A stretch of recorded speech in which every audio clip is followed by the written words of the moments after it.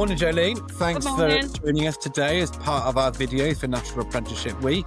So first of all, can you just tell us a little bit about you, introduce yourself and tell us about your role, who you work for and what apprenticeship you've recently achieved? So I am Jolene Granger. I currently work for NHS Supply Chain. They deliver into all of the hospitals. So my role currently is a regional ICS manager covering the North East, Yorkshire and Humber. Prior to that, I was an ICS manager covering the North East, which is where I'm based. And then before that, I was a procurement specialist working in the trusts. So I worked at Sunderland Hospital and Newcastle Hospitals, and then moved over to NHS Supply Chain to do a different type of job, but quite similar in looking for savings and looking for standardisation. Okay, and then what was your career or confidence like before starting with Tend? So my career before, I had recently just been given the regional role. Prior to that, I had done the role as a 6-month secondment.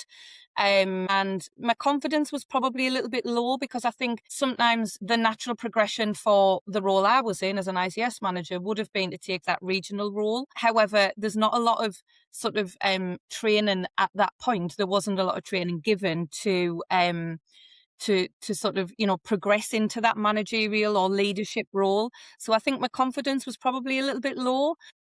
And given the fact that the team I was taking over were probably the most experienced team within the business, so had all done the role for a long period of time, but just hadn't taken that progression into the leadership role, I felt quite nervous taking that role on.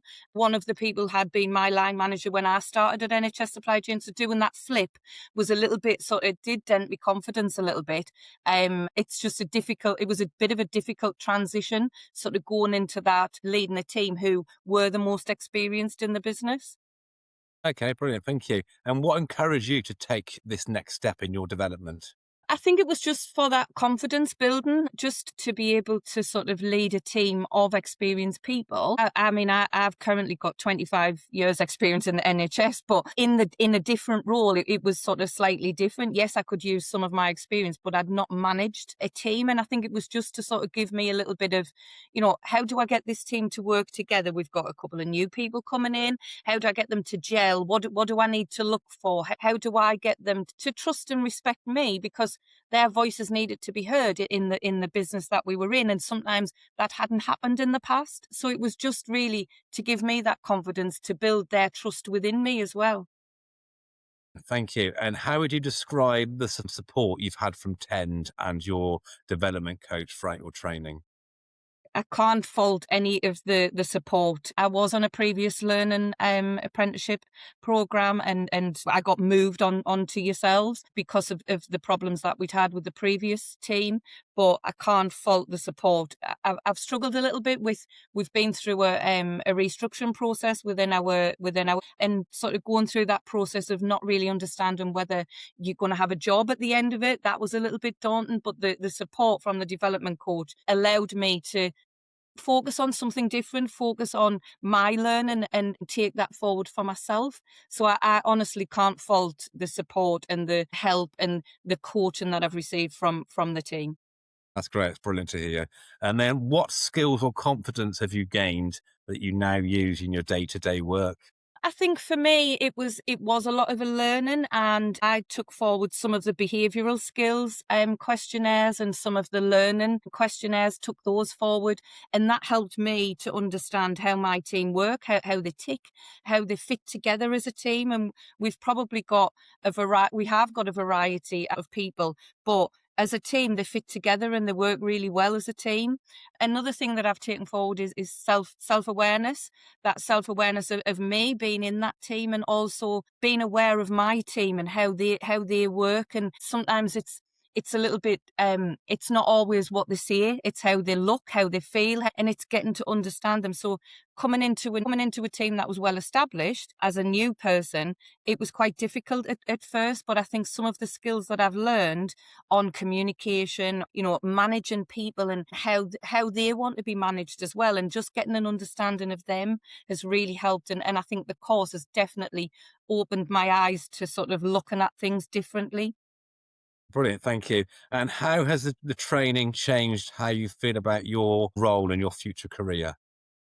It's certainly opened some doors for me, I think, with regards to, some of the elements of the course, like finance. I'd done a little bit when I worked at Sunderland Hospitals.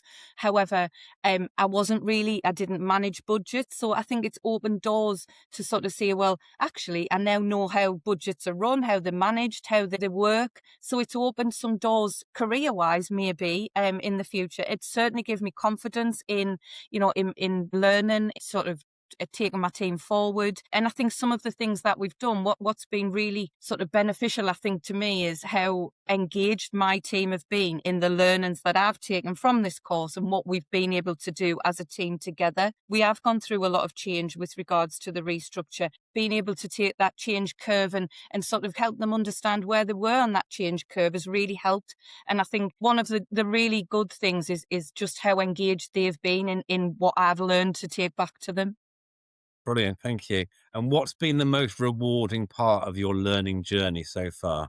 Mm, I've led a couple of sort of team meetings, and one of them was on the behavioural questionnaires and the learning questionnaires. And it was really, just really wanted to understand the theory and to see whether the theory actually worked. So I gave everyone the questionnaire, they all did it, and I put them into teams of what would work well together and what would sort of cross paths and what wouldn't work together. So I put some people together who were of the same sort of behavioural and learning techniques, and I mixed some up, and it was unreal to see how those who had the same behavioural and learning techniques sort of they didn't work together. They sort of spoke over each other. No, they didn't get to an answer. But the ones where I mixed, where they had a mix of people and mix of behaviours and learning styles within that group, worked lovely together. They gave everybody a task. They allowed everybody to speak. And it was just to prove this concept really of how people work well together if they're a mix of people, and how they don't tend to gel when they're all of the same behavioural styles. And it was really good to see how and the engagement and everything that I got following on from that, of how well it went. And it really sort of, it gave me that little bit of when I was at a point where I was struggling a little bit, it gave me that push to sort of go on and sort of really, embrace the course and carry on with it. It's amazing. That's really good to hear.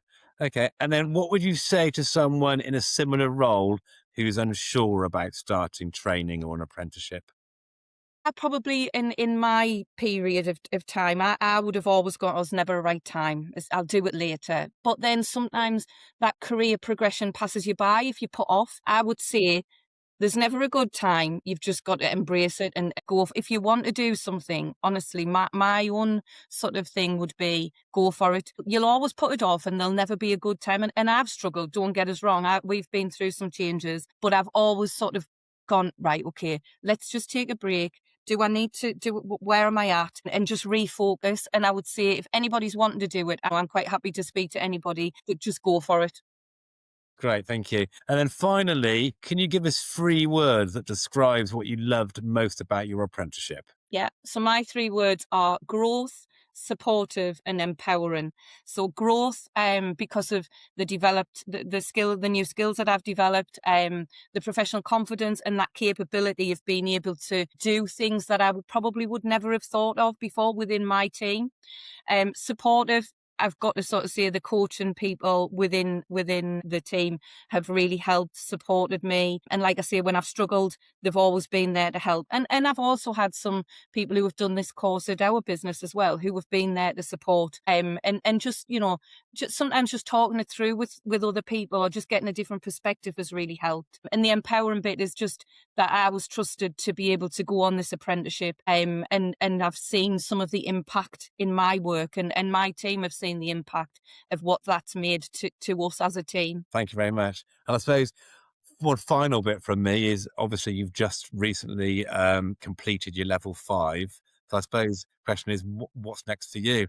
Have you thought about doing another apprenticeship? You'll have a little break? We've got quite a bit of learning on the go at the minute through the business, but I think maybe a little break to just sort of, clear my head a little bit. But I think, yeah, I'd never say never of going on to doing that next step. I think, coming into this role and not being a leader or a manager before, it has really helped. So I think, once I get over, once I've sort of gone through this and I've passed or whatever, I think the next step for me would be just to take a little break, but then see what else is out there with regards to my career. Thank you very much.